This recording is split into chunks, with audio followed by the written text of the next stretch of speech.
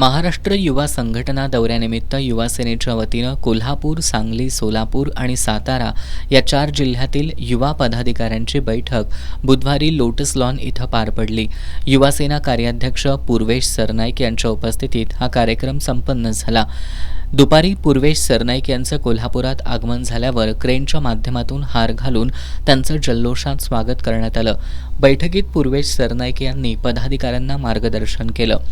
सध्या संपूर्ण महाराष्ट्रभर दौरा करून युवा सैनिकांशी थेट संवाद साधला जातोय. संघटना बळकट करणं, संघटन बांधणी आणि पक्षविस्तार हा दौऱ्याचा मुख्य उद्देश असल्याचं सरनाईक यांनी यावेळी स्पष्ट केलं. मागील निवडणुकांमध्ये शिवसेनेला मिळालेल्या यशाबद्दल युवा सैनिकांचं अभिनंदन करून त्यांचं मनोबल वाढवण्याचा हा प्रयत्न असल्याचं त्यांनी नमूद केलं. येत्या 18 तारखेला मुंबईतील वरळी डोममध्ये होणाऱ्या युवा संमेलन आणि मार्गदर्शन शिबिरासाठी निमंत्रण देण्यासाठी आपण इथं आलो असल्याचं त्यांनी सांगितलं.